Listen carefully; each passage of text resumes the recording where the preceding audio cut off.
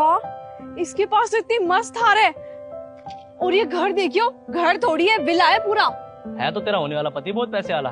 Scooty को भी अभी खराब होना था। थक गया मैं तो इतनी धूप में इसको पैदल लाते लाते। इसे पूछो कहाँ है वो। ओए हेलो, एक काम करियो, अपने मालिक को बुला के लेके आइयो। और मैं किससे मिलना है आपको? अरे वो तुम्हारे मालिक है ना, राहुल शर्मा, उनसे मिलना है, उनको बुला के लेके आओ। कहना अंकिता आई है। अंकिता तुम?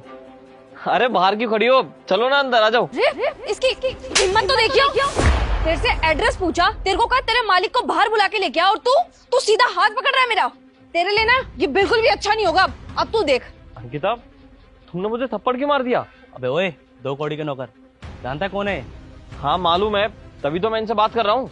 अगर जानता है तो हाथ कैसे लगाए बे? एक रैप्टा मारूंगा ना खींच के, दिमाग ठिकाने आ जाएगा। अबे तेरे मालिक की होने वाली पत्नी है ये, और तूने टच कर रहा है। बताओ तेरे को अभी क्या क्यों दे रहे हो आप? अंकिता क्या है ये सब? और जब तेरे मालिक को पता लगा ना कि तूने मेरे को हाथ लगाया, तब तेरे लिए बिल्कुल भी अच्छा नहीं होगा। मुझे पता है तेरे मालिक ने तेरे को बता रखा होगा कि अंकिता आने वाली है, तभी तेरे को पता है कि मैं आने वाली हूँ। और तेरे को अपनी औकात नहीं भूलनी चाहिए। तू सीधा होने वाली मालकिन को टच कर रहा है। तेरे अंदर बिल्कुल भी मैनर नहीं है क्या, कि किस तरीके से मालिक लोगों को ग्रीड किया जाता है? अंकिता तुम तो बहुत बदतमीज हो यार। मेरी बात तो सुनो, मेरे को बोलने का मौका तो दो कम से कम। क्या सुनूं तेरे जैसे नौकर की बात? तेरे जैसे नौकरों की वजह से ना, तेरे जैसे छोटे लोगों की वजह से मालिक लोग ना भरोसा नहीं कर पाते अपने लोगों पे।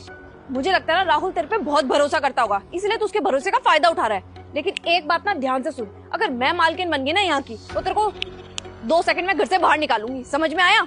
बस यार अंकिता, मैंने कुछ गलत नहीं किया, ठीक है ना? और मैं ही राहुल शर्मा हूँ जिससे तुम मिलने के लिए आई हो। ये है वो बंदा। अरे तुझे बेवकूफ बनाया जा रहा है। तेरी शादी किसी अमीर से नहीं, उस अमीर के नौकर से हो रही है। क्या बात कर रहे हो यार? मेरे पापा ने बताया था कि राहुल बहुत अमीर है, लेकिन ये तो नौकर लग रहा है। मुझे समझ में नहीं आ रहा, मेरे पापा को इसकी सच्चाई के बारे में पता नहीं है क्या? अच्छा, मेरे को अब सारी बात पूरी तरीके से समझ में आ गई है। रोशन, तुझे तो पता ही है ना मेरे पापा कितने भोले हैं। इसने पक्का ना मेरे पापा को झूठ बोला होगा, और मेरे पापा इसकी चिकनी चुपड़ी बातों में फंस गए। इसने पक्का मेरे पापा को ये बोला होगा कि इसके पास बहुत बड़ा बिजनेस है, बहुत पैसा है, बहुत गाड़ी है, लेकिन इसने पक्का ये नहीं बताया होगा कि यहाँ पे ये नौकर का काम करता है। अंकिता देखो, तुम उल्टी सीधी बातें मत करो। तुम्हें कुछ पता ही नहीं है मेरे बारे में। ये सब मेरा ही है, ये घर, ये गाड़ी, सब कुछ मेरा ही है। अच्छा, तू इस घर का मालिक है? तो इस घर का मालिक है तो इस खट्टारा पे क्यों घूम रहा है? पेट्रोल भी नहीं होगा इस पे, पेट्रोल डलवाने के भी पैसे नहीं है क्या तेरे पास? और तू मुझे बेवकूफ बना रहा है। तू ना मेरे पापा को बेवकूफ बना सकता है क्योंकि मेरे पापा बहुत भोले हैं, लेकिन मैं बहुत तेज हूँ, तो मुझे बेवकूफ नहीं बना सकता। देखो अंकिता, तुम्हारे पापा बहुत इज्जतदार आदमी है, इसलिए मैं उनकी बहुत इज्जत करता हूँ, वरना आज तक किसी ने मुझसे ऐसे बात नहीं की। मैं किसी की बदतमीजी बर्दाश्त नहीं करता ऐसे। ओए चुप। और तू खड़े होके क्या इसकी बात सुन रही है? चल ना चलते हैं। ऐसे फटीचरों के घर में शादी करेगी क्या तू? चल। तू बस कर, मुझे अब तेरी बकवास नहीं सुननी। और हाँ, एक बात ना मैं तेरे को अभी क्लियर कर देती हूँ, अपने दिमाग से ये फितूर उठा दियो कि मैं तेरे से शादी करूंगी, क्योंकि मैं तेरे से बिल्कुल भी शादी नहीं करने वाली। और हाँ, पापा को भी तेरी सच्चाई के बारे में अभी बता देती हूँ। चल रोशन, एक बार पापा को कॉल तो करूँ? हाँ सही कह रही है, बता दे।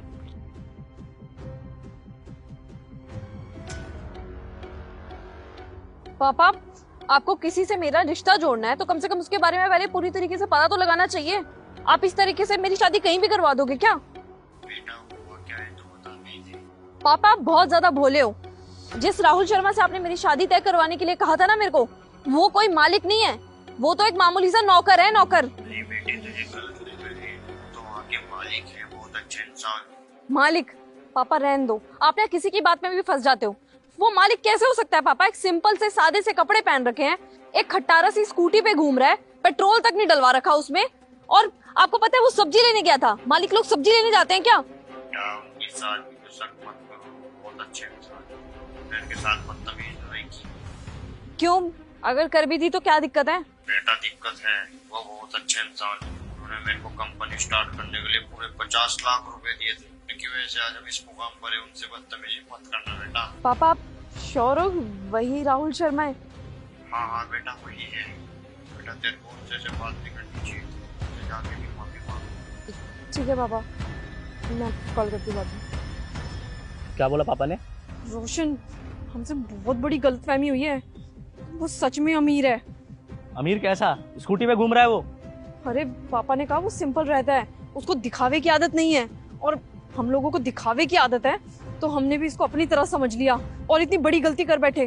तुम्हें पता है, जो हमारा बिजनेस स्टार्ट हुआ है उसके लिए इसी ने 50 लाख रुपए दिए थे, वो भी एक बार कहने पे। अगर ये 50 लाख रुपए दे सकता है तो यार ये गरीब कैसे हो सकता है?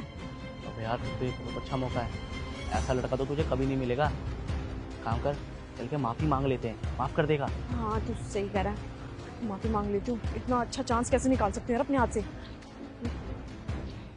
वो I am so sorry Rahul ji, जरा सी मिसअंडरस्टैंडिंग होगी जिसकी वजह से मैंने आपको थप्पड़ भी मार दिया और इतना सब कुछ सुना दिया। चलिए कोई बात नहीं, कम से कम आपको यकीन तो हो गया कि मैं ही राहुल शर्मा हूँ।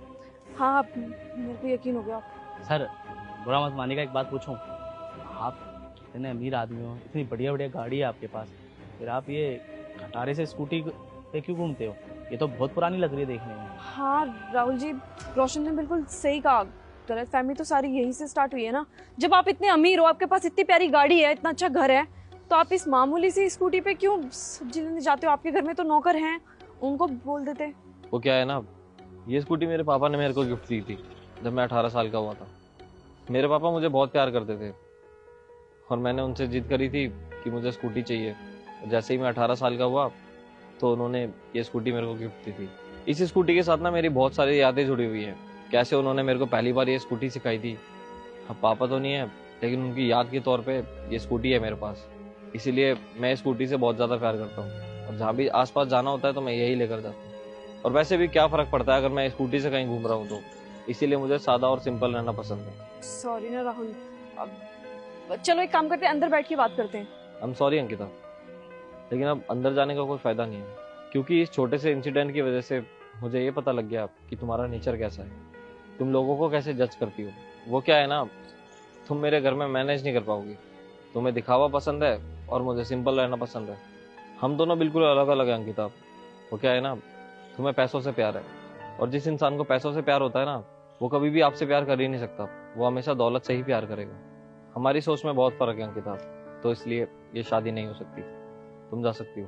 राहुल एक बार मेरी बात तो सुनो, पापा को आप बहुत ज्यादा पसंद हो, प्लीज ऐसा मत करो। वो क्या है ना अंकिता, अब तक मैं तुमसे बात इसलिए कर रहा हूँ क्योंकि मैं तुम्हारे पापा की बहुत इज्जत करता हूँ। वो बहुत इज्जतदार आदमी है। मैं और ज्यादा बदतमीजी बर्दाश्त नहीं कर पाऊंगा, इसलिए आई एम सॉरी। जा सकते हो आप लोग।